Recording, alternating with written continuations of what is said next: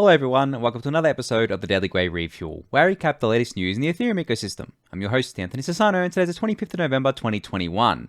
Alright everyone, today is a very, very special day for the Refuel. It is the 1 year anniversary. I have been doing this, every weekday since November 25th, so obviously the episode name is not number 365 because I don't do them on weekends. But yeah, I think I've only missed 2 days in the whole kind of like last year, and then I made up for it on the weekend and did an extra episode there. So it has been a very long and fun journey with all of you. The channel's grown bigger than I thought it would. The Discord channel's grown so big. Like, I love the community that we've been able to cultivate around Ethereum and the entire Ethereum kind of ecosystem, and how I kind of like cover it through the Daily Gwei. So to celebrate, I have a special little thing that I'm going to show a trailer for in a second. It's something that I've worked on with a good friend of mine. You'll recognize the name in the trailer, but I'll come back in a second and explain it to you. So for now, enjoy the trailer. Hello everyone, and welcome to another episode of the Daily Gwei Refuel, where I recap the latest news in the Ethereum ecosystem. I'm your host, Anthony Sassano. Alright everyone, let's get into the news. Another big day in Ethereum land.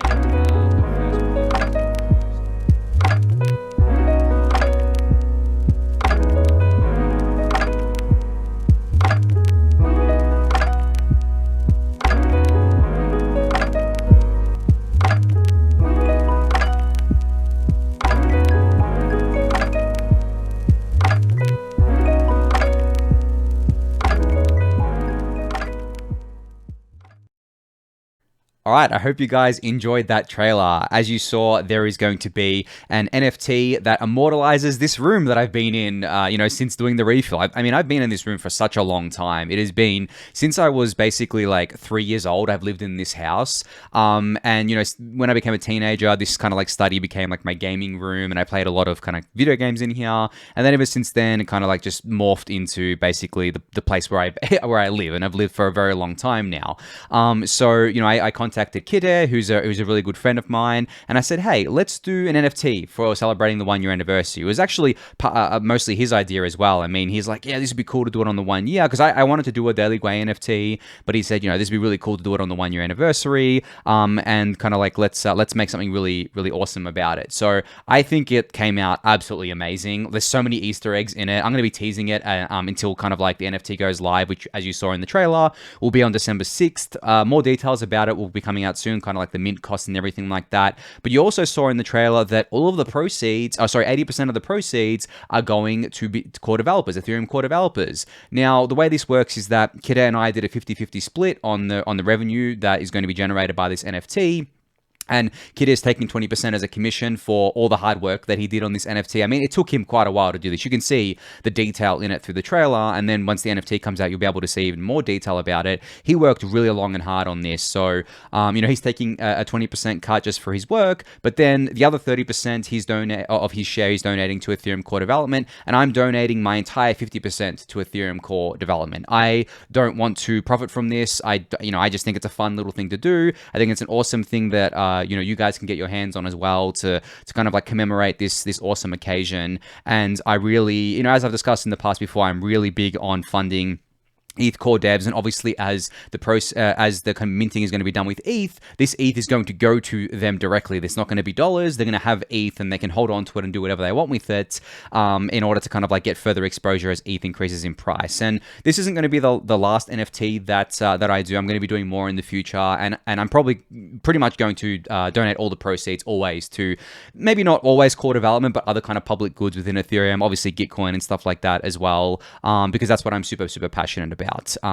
But yeah, with the NFT, you obviously get an immortalization of this room. And the second thing I wanted to actually announce today is that this room is going to be looking a lot more sparse over the next few weeks, because I bought a house. I'm going to be moving soon into my own house with my own room. It's a much bigger room than what I have now. This is like a tiny shoebox, so I'm super excited about that. But because of that, obviously, I have to move all this stuff. So you're going to be seeing like figurines disappear behind me, as the refills go on for the next few weeks. You're going to be seeing the cabinets disappear, and then pretty much on the last refuel before I move into the new place, it's just going to be like a blank room. So this NFT works to immortalize this room, both for obviously myself and for all of you loyal Daily Gwei fans out there.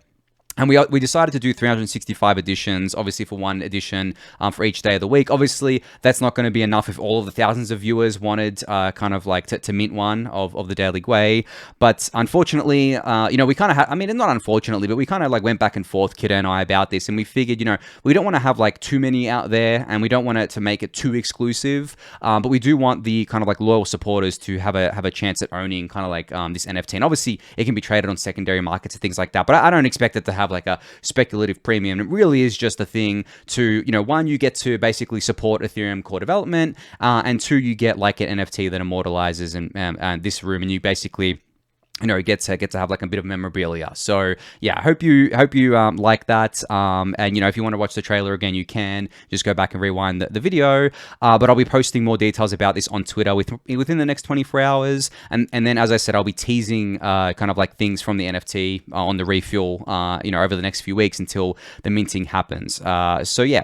Celebrating 1 year anniversary. I'm glad to have you all with me, and I hope to have you all with me for another year. It's been a super exciting one, and I'm sure it's going to be even more exciting as we go into the new year of 2022. So, on that note, on to the updates from the last 24 hours. So, we burned 1 million ETH yesterday. So, we burned 1 million ETH in 109 days, which is absolutely incredible. I mean, right now, if we take the price of ETH, which is $4,400, around about that is $4.4 billion worth of ETH that has been burned in 109 days, which is less than 1/3 of a year, basically. So if you annualize that out, we're burning over 3 million ETH a year right now, which is absolutely crazy. Like, that's a crazy amount of ETH. And then imagine if we had like the merge already in place, and ETH would be like net deflationary all the time, which is absolutely crazy. So great to see this. I know there was a bit of drama, after Suzu put out his tweet about like Ethereum celebrating the burn and not caring about users. But I thought that was kind of like really stupid, obviously, that tweet. And I went over that the other day. But the funny thing is that celebrating the burn and scaling Ethereum are not mutually exclusive. We're doing both, right? Like we're celebrating the burn because of the various reasons. I'm not going to go through them all here, but we're celebrating it for various reasons. But we're also scaling Ethereum. We know that the high fees on layer 1 are shit for end users. We've never said they're good for end users, but high aggregate fees are good. Like, high fees generated by a network are really, really good. High individual fees are bad. So how do we fix that? Well, we have the layer 2 ecosystem where the layer 1 fees are still going to be high. It's still going to be high aggregate fees, but we're going to have low individual fees at layer 2. And they're going to get lower and lower over time as well. As I discussed yesterday, there's already a proposal put forward to make it 5 times cheaper on rollups to do transactions. So lots of stuff happening there. But yeah, still cool to see the big 1 million milestone hit in only 109 days. It's been since 1559 went live on August 6th, it's been an absolutely insane kind of like time. Oh, it's not August 6th, sorry. I think it was about August 6th. It's been an absolutely insane time within Ethereum, right? And the market the market went hot again. NFTs kind of came onto the scene, and I think OpenSea is still the top burner of all time. I think ETH transfers and Uniswap will flip it soon, but OpenSea has definitely been a huge burner. I think accounting for over 10% of this ETH burned here, not to mention all the other individual NFT projects that did minting and kind of like burned a lot of ETH. But yeah, we had that. And then obviously as the market got hotter and hotter, we kept having more and more activity on chain. And pretty much like the base Gwei or the average Gwei price seems to be about 100 at this point in time. It goes, above and below it, but it seems about 100. And, as the market keeps getting hotter and hotter, I expect that to definitely keep creeping up on there. And especially as L2 start filling block space as well. So yeah, cool to see 1 million ETH burned. Let's see if we can do 2 million ETH in less than 109 days. I don't know if we will. It depends how, what the market goes like. Depends if NFTs come roaring back, because they chew a lot of gas, right? But we'll have to see what happens there. So speaking of rollups, Argent put out this amazing meme on Twitter yesterday, where it's this picture of a dinosaur on the left, and above the dinosaur, it's got L1 bag holders squabbling over scaling, and then on the right-hand side, it's got a meteor labeled ZK rollups coming in to obviously kill the dinosaurs. The reason why I love this meme is because it's so simple. Because while these L1s are fighting over their monolithic designs, fighting over just like absolute, I guess like dinosaur related stuff. Like literally, when someone calls something a dinosaur, it means it's like it's really old school, it's really ancient, it's just like doesn't fit in with the new world.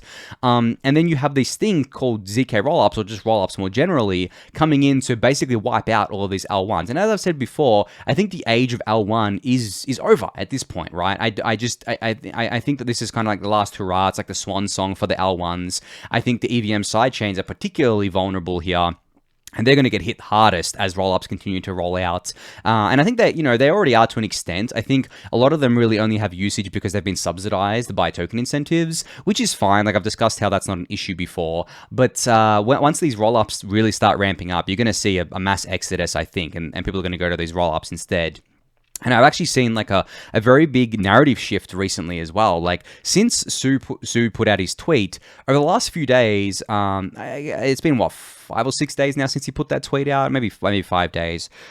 Since then, the Ethereum ecosystem has basically come roaring out, and people who normally don't get kind of like involved in these kind of like Twitter debates have come roaring out and be like, screw you, man, like screw you, all you doubters. We're going to scale, and you're going to watch us scale. And not only are kind of like they're more signaling from a lot of the community around rollups, a lot more people like learning about rollups now.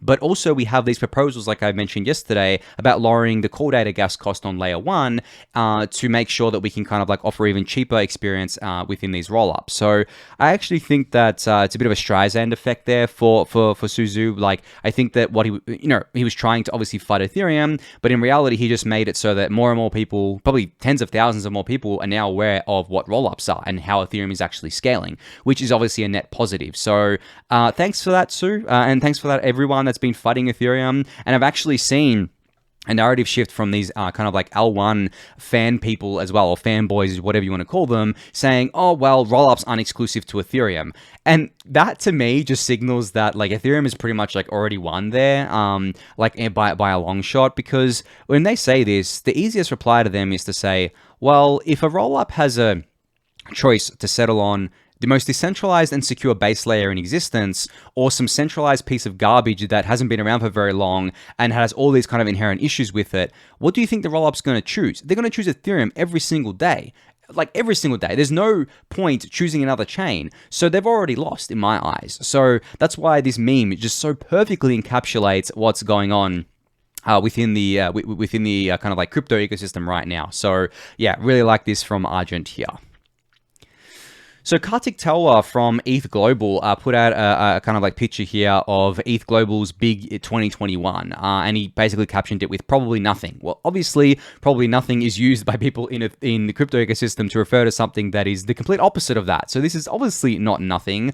And you can see here some of the stats. There were 9 hackathons and 18 summits in 2021 run by ETHGlobal with 5,700 hackers, $1.5 million of prizes, 1,337 projects, 450 talks. I mean, and then a bunch of other stats around here. I have judged a few of these ETHGlobal hackathons. They're absolutely amazing. The amount of raw talent that Ethereum is able to bring into its ecosystem, is able to attract, not just from kind of engineering talent or kind of research talent. It's like from all kind of like areas, and also like passionate builders, passionate and dedicated builders who actually buy into the Ethereum mission of decentralization, permissionlessness, openness, all that good stuff there.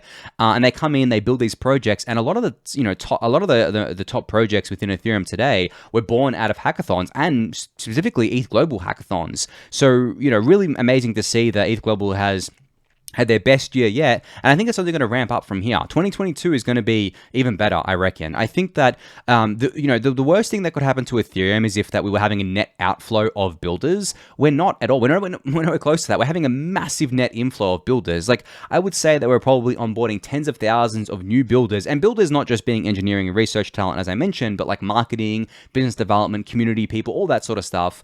Tens of thousands of people are flooding into the Ethereum ecosystem, so we're having a massive net inflow, and hardly anyone is leaving. And if they do leave, they're probably just leaving to go work on another chain. So they're not leaving crypto, right? So crypto as a whole is definitely having a massive net inflow of kind of like builders coming into the ecosystem.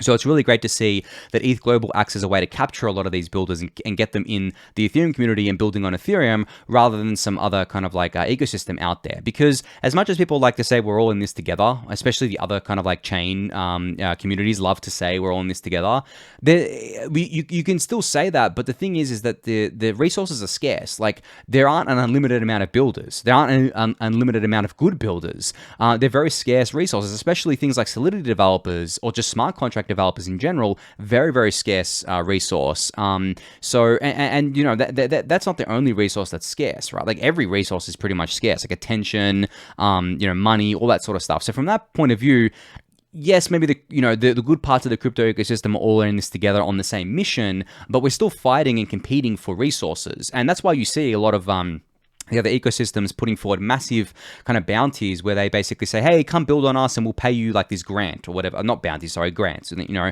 Ethereum does that too, of course. But essentially, that's the kind of like the way to entice people to build on these sorts of things. But I think Ethereum has, what Ethereum has going for it over the other ecosystems is the fact that it entices people not just with money, with like a mission, an ethos, a vision of kind of like what this ecosystem can be and can continue to be, and to get them involved in it as well. So super exciting to see that ETHGlobal is still doing really well here. And, you know, congrats to them on a massive 2021. So dYdX has announced gasless deposits into their layer 2 rollup here. So users can now, if I read the details here, so dYdX will cover the gas costs of all new users who deposit 1,000 plus USDT on their first deposit, or 2,000 plus or on their first deposit, or $2,000 plus on deposits thereafter. Gas-free deposits and swaps are limited to once every 3 days. Now, this is being made possible by Economy to power those kind of gas-free deposits there, and 0x project as well. This is awesome. I want more layer 2 projects to do this, because this is how we speed up the migration to layer 2.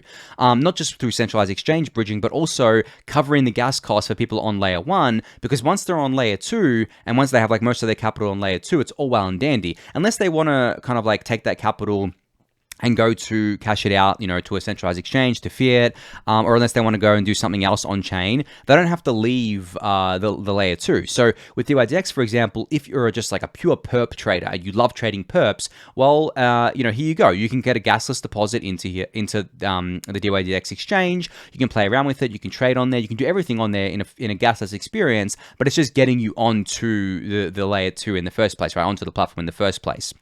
Where this is really going to shine is Arbitrum, Optimism, zkSync, you know, Polygon, Starkware, all onto their kind of like generalized platforms doing gasless deposits. And I think they will. I think the funny thing is that you can actually do it where essentially you can have like a token and subsidize it through the token as well. Say, hey, we'll give you a token if you know, bridge in, and obviously do it in a way where it can be Sybil resistant. It's not that easy, but it can be done.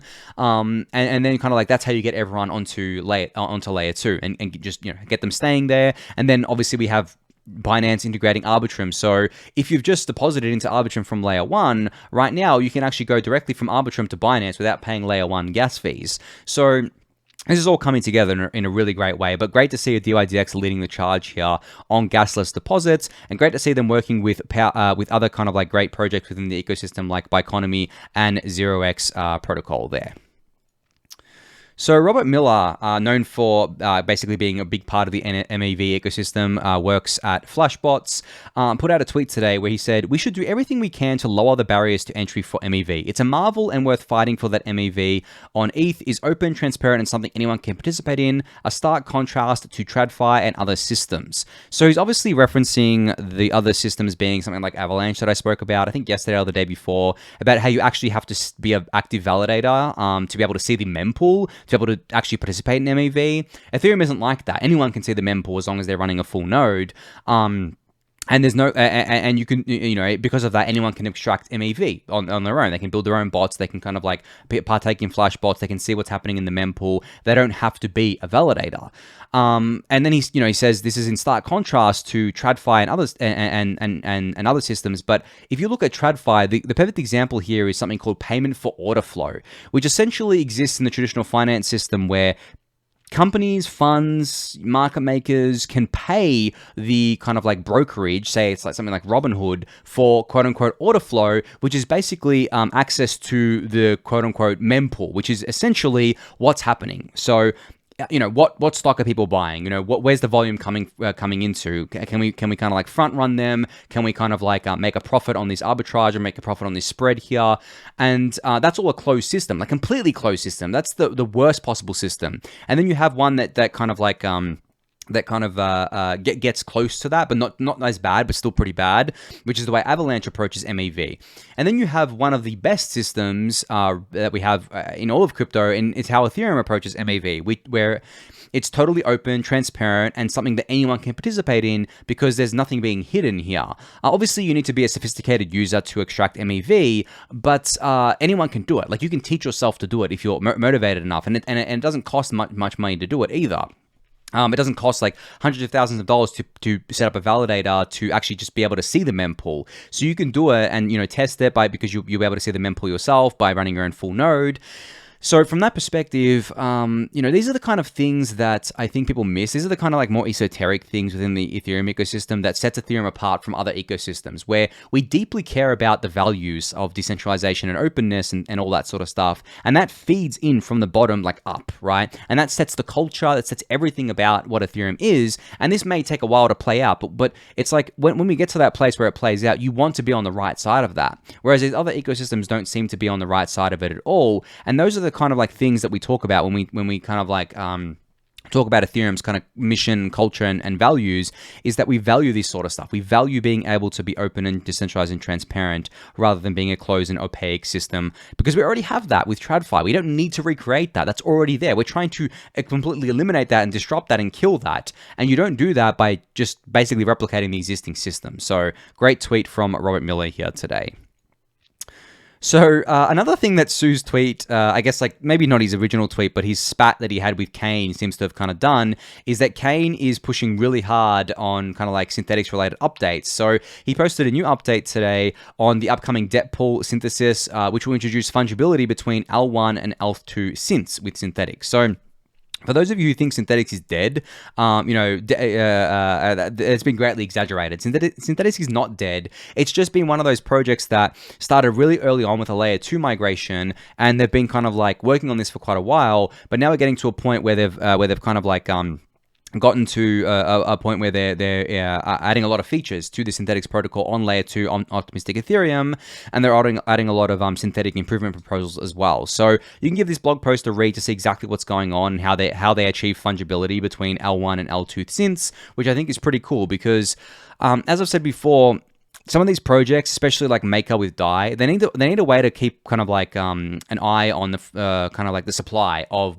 the things that they issue. So Dai is obviously a synthetic asset, so it's the same thing as something like synthetics. They need to be able to keep track of where things are, and it needs to be able to have fungibility between different kind of like L1s and the L1 and the different L2s. Dai is doing this through their wormhole feature, and Synthetics is actually using oracles to do this, like Chainlink oracles, I think. So definitely give this a read if you want to learn more about that. So zkSync has partnered with The Graph. So zkSync will be the first ZK protocol indexed by The Graph. Now, for those of you who don't know what The Graph is, I'm sure a lot of you know what it is, but maybe you don't know how important it is to the Ethereum ecosystem. All the stuff that you kind of see, a lot of the stuff that you see on the front ends of like DeFi apps and other kind of like different interfaces, a lot of it is powered by The Graph, where they return the APY, they return the balances, a lot of that sort of stuff. There are other services that do these, but The Graph is a big player. So they announced, zkSync announced today that they will be powering zkSync to get all that data to you, which is obviously critical and important data, and you need that. So it's really, really awesome to see this. I mean, zkSync, since their kind of like latest raise, have been on an absolute tear with these partnerships, right? And with the marketing that they're doing, and as I said the other day, they're teasing that they're going to have the zkVM on mainnet within 3 months. So, I mean, 2022 is shaping up to be the year of ZK, guys. So definitely don't sleep on it. I'm super excited about it. Not just obviously zkSync, but there's plenty of other projects out there. Polygon working on it as well. Starkware, Scroll, a couple of others I think out there. And don't forget about optimistic rollups as well, which are obviously still very, very important. And I don't think they're going away anytime soon. Their deaths have been greatly exaggerated as well, or tales of their deaths at least have been greatly exaggerated. I think that people really need to realize that optimistic rollups are a great kind of solution for now. And if ZK tech proves itself out, then we can do, kind of like migrations from there as well. But for now, we need something that works, and optimistic rollups work very well for EVM compatibility as well. So speaking of optimistic rollups, Optimism shared a tweet today saying that direct fiat to optimistic Ethereum kind of like bridging is now live via layer swap. So you can now transfer crypto from a centralized exchange to Optimism by using layer swap service. So essentially, this is a custodial centralized service. But the funny thing is that if you're already going from a centralized exchange to a layer 2, then you're already using a centralized and custodial service, right? So there's not too much more kind of like risk here by doing this. Obviously, you're taking on the risk of layer swap instead of just like the centralized exchange. But still, I mean, this is a cool solution to get from a centralized exchange to Optimism before they actually integrate, kind of like do native integrations. Obviously, I've been talking a lot about how important these centralized exchange bridges are, but these kind of like solutions where there's a middleman sitting in between is a pretty cool kind of like short to medium term solution until these centralized exchanges do their own native integrations. So finally here we have Adidas Originals put out a tweet where they said, we've partnered with Coinbase, probably nothing. And Coinbase has confirmed that partnership with this little shaking hand emoji here. I think they also tweeted about it. Where is it? Yeah, GM Adidas Originals, welcome to the party, partner. So I'm going to assume this is basically for Coinbase's NFT platform. I'm going to assume that Adidas Originals are going to be doing NFTs on Coinbase's platform. And I'm going to assume that this is not the last big brand that is going to be leveraging Coinbase to do their NFTs. I really would love to know if Coinbase is going to be building on a layer 2, if they're going to have their own kind of chain, you know, how they're doing this. I think that they're definitely going to be building it on Ethereum first, at least. But are they going to be doing it on a layer 2? Are they going to be doing it on something like Immutable X as infrastructure? Are they going to have their own infrastructure out there? I don't know if that's been revealed just yet, but they're definitely going to have a lot of big players on board. I mean, obviously Adidas is huge. I'm going to assume that they're going to have like plenty more other big players on board for their launch. They're obviously going to have like the more Ethereum crypto native NFTs on there, like, you know, or support for that, like Cool Cats, CryptoPunks, Bored Apes, all that sort of stuff there. But this is kind of like how crypto goes mainstream, guys. Like, this is the true mainstream, getting these already massive mainstream brands to do NFTs on already massive kind of like more mainstream platforms, like crypto platforms like Coinbase. And then from there, the funnel kind of like gets drilled down upon, because think about the amount of people that are going to come into crypto or into the Ethereum ecosystem via Coinbase's NFT platform. And let's say only 1% of those people, at least in the short term, go and do something else on Ethereum. Well, let's say Coinbase brings in 1 million people. That's 10,000 people that would go, if it's only 1%, that's 10,000 people that would go and do something on chain that they wouldn't have done before. I think the conversion rate is going to be higher than that. I don't think there's only going to be 1% that actually take a deep further, take a deeper dive. Especially if Coinbase makes it obvious that people can kind of like do other things with their NFTs or kind of like withdraw them to their own wallet and stuff like that, which they may or may not do. I'm not sure yet. But yeah, we're going to have like so many more new users coming in through these sorts of things than we otherwise would. So I'm definitely very, very excited for that. But that's going to be it for today's episode for the 1-year anniversary. Just a reminder, more details about that NFT will be revealed shortly. But I think on that note, it's going to be it for today. So thank you everyone for listening and watching. Be sure to subscribe to the channel if you haven't yet. Give the video a thumbs up, subscribe to the newsletter, join the Discord channel, and I'll catch you all tomorrow. Thanks everyone.